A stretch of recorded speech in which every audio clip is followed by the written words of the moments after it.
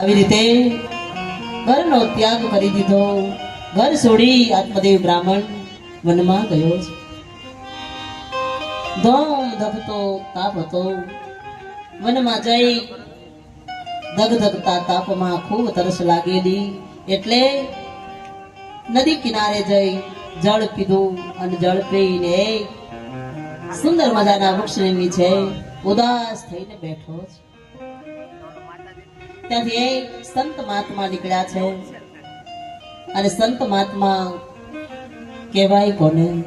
જે બીજાના દુઃખને જોઈ દુખી થાય. સંતનું જીવન નવનીત જેવું છે. નવનીત કહેતા માખણ. બીજાના દુઃખને જોઈ પોતાના જીવનમાં દુઃખ થાય અને સંત કહેવાય. જેમ અગ્નિ પાસે માખણ મૂકવાથી માખણ ઓગળી જાય, એમ સંતનું દિલ બીજાના દુઃખને જોઈ અને દ્રવી જાય છે. સંતનું જીવન અગરબત્તી જેવું છે. પોતે જલી જાય અને બીજાને સુગંધ આપે છે. સંત પરમાર્થને કારણે જે કંઈ કરે તે પરમાર્થને કારણે કરે. સંતનું જીવન એક ઝાડ જેવું છે. ઠંડી, ગરમી, વરસાદ ત્રણેય ઋતુના માર ખાઈ ખાઈને ઉભા રહી બીજાને સાયડો આપે, બીજાને ફળ આપે. પરોપકારી સંતનું જીવન છે. સરોવર તરવર સંત જનો સોથા દરિયા દે, પરમાર્થને કારણે અને દરિયા મનુષ્ય દે. સંત મૂંગે મોઢે બીજાના દુઃખ દૂર કરે, મનમાં અભિમાન જરાય ન લાવે. સંતે ત્યાં એક માણસને જોયો, પીળું પિતાંબર અને કપાળમાં ત્રિકુંડ તાળ્યું છે. સંતે વિચાર્યું કે નક્કી કોઈ ભૂદેવ લાગે છે. સંતે બ્રાહ્મણ પાસે જઈને કહ્યું, તમે કોણ છો અને આમ શા માટે દુઃખી થયા છો? તમારે કઈ વાતનું દુઃખ છે? આત્મદેવ કહે, મહારાજ મને મારી રીતે જીવવા દો, મારે થોડું જીવવું છે. હમણાં હું મારું જીવન પૂરું કરી દઈશ. સંતે કહ્યું, અરે બ્રાહ્મણ, મનુષ્ય દેહ વારંવાર નથી મળતો. આ માણસનો અવતાર મળ્યો છે તો જીવન જીવી લે. મનુષ્ય દેહ એ દુર્લભ છે. કેટલાય જન્મના પુણ્ય ભેગા થયા હોય ત્યારે મનુષ્ય અવતાર મળે છે અને એ અવતારમાં શ્રી હરિની કથા સાંભળી લેવી જોઈએ. બાકી ગાય, ભેંસ, પશુ, પક્ષી બધા જીવો છે પણ એ બધા ભગવાનની કથા ક્યાં સાંભળે? એમને પણ સાંભળવી છે. તમારી વચ્ચે કૂતરું આવીને બેસે તો તમે બેસવા દેશો? ગાય આવીને બેસે તો બેસવા દેશો? આ બધા જ જીવાત્માને કથા સાંભળવી છે પણ ક્યાં સાંભળવા જાય? એ ભગવાનની કથા ક્યાં સાંભળે? સંતે કહ્યું, એ બ્રાહ્મણ, આટલો સુંદર મનુષ્ય અવતાર મળ્યો છે ને તમે મારવાની વાત કરો છો? તમે મરવાની વાત કરો એ રહેવા દો. ત્યારે આત્મદેવે કહ્યું, સાંભળો મહારાજ, હું તમને મારા દુઃખની વાત કરું.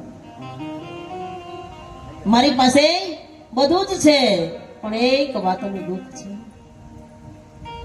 મારે સંતાન નથી. ઘણી બધી માનતાઓ કરી છતાંય મારે ત્યાં સંતાન નથી.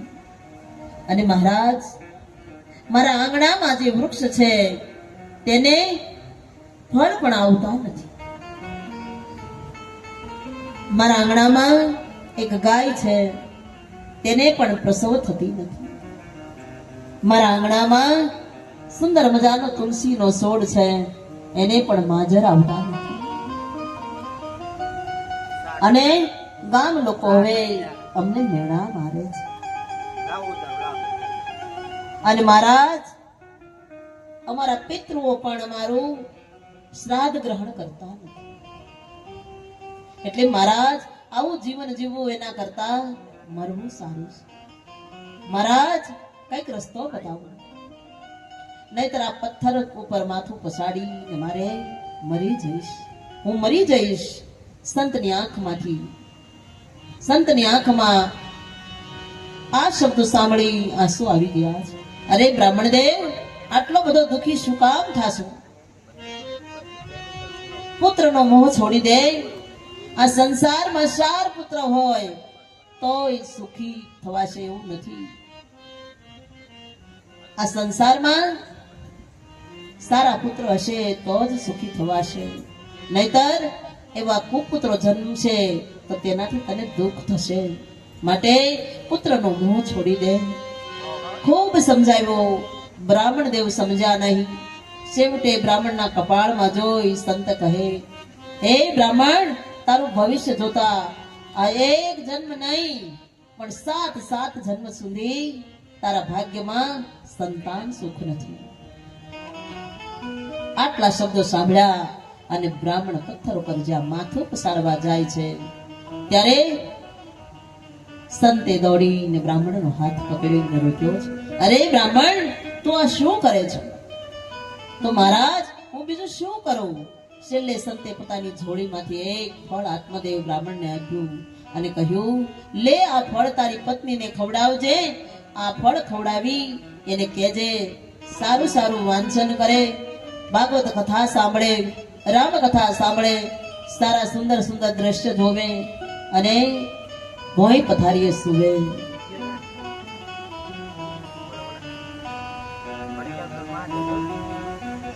એનાથી તારે ત્યાં 9 મહિનામાં પુત્ર થશે.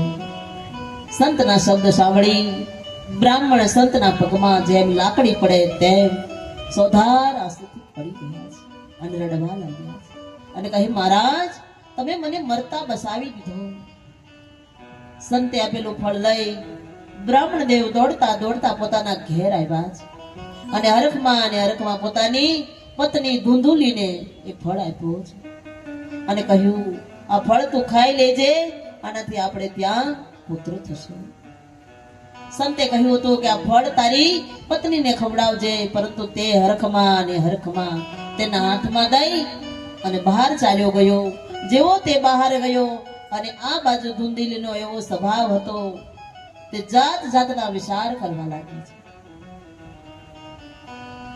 બ્રાહ્મણ તો બ્રાહ્મણ જ રહ્યા, ફળથી ક્યાંય સંતાન થતા હશે? હવે હું આ ફળ ખાઈશ તો મને ગર્ભ રહેશે, પ્રસૂતિની વેદના મારે સહન કરવી પડશે, મારું સૌંદર્ય નષ્ટ થઈ જશે. આવા વિચારે ધુંધુલી વિચાર કરતી હતી ત્યાં તેમની બેન આવી છે. એમની બેન, એક છોકરો એમની બેનની આગળ ચાલે, એક સંતાન પાછળ ચાલે, એક કાખમાં છે, એક પોતાની આંગળી પકડીને ચાલે છે અને એક પોતાના ગર્ભમાં છે. અને ધુંધુલીને જોઈને કહે છે, બેન, તું ઉદાસ કેમ છો? તારા બનેવી કોઈ જંગલમાં ગયા હતા અને ત્યાંથી આ ફળ કોઈ સાધુ મહારાજે આપ્યું છે, લઈને આવ્યા છે અને મને કહ્યું કે આ ફળ તું ખાજે, આનાથી આપણે ત્યાં સંતાન થશે. ફળ ખાવાથી કઈ સંતાન થતા હશે? અને થાય તો આ ફળ હું ખાવ તો મારે ઘણું કષ્ટ સહન કરવું પડે. તો તેની બેને એની બેને કહેવા લાગી કે તું ચિંતા શા માટે કરે છે? તો એક કામ કર, મારા ઉદરમાં અત્યારે ગર્ભ છે અને મારા પતિને ધનની જરૂર છે,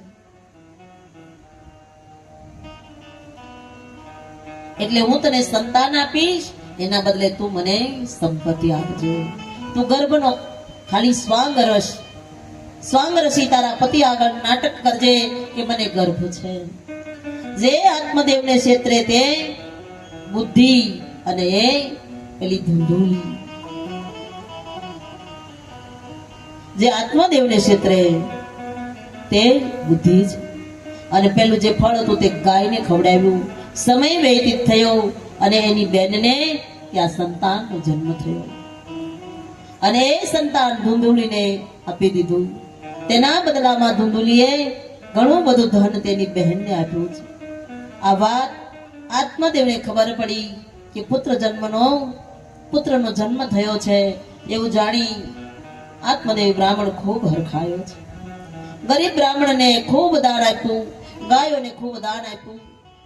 કેમ કે આપણા ઘરે જ્યારે સંતાનનો જન્મ થાય ત્યારે જે દાન કરવામાં આવે છે તે દાન તેનું અક્ષય ગણું ફળ મળે છે અને ક્યારેય નષ્ટ થતું નથી.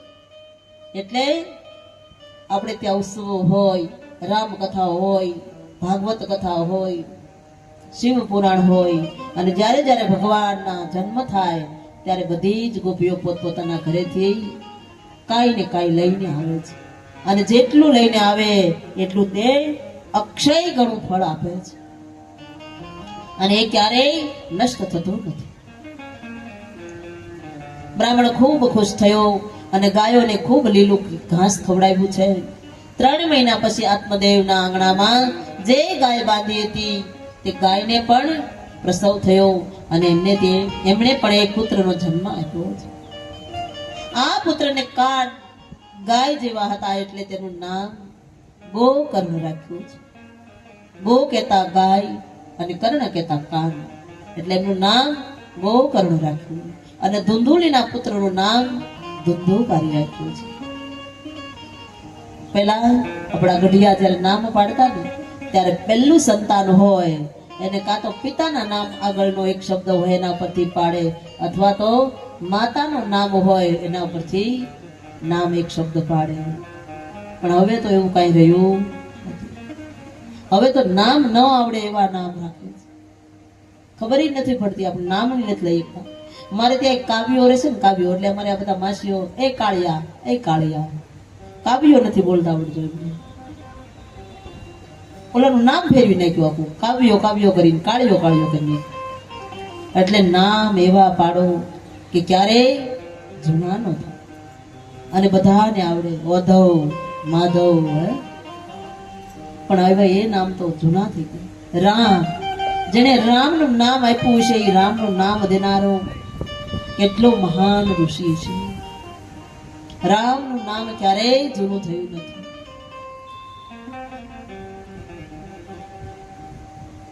ધુંધુકારી, ધુંધુલીના પુત્રનું નામ રાખ્યું.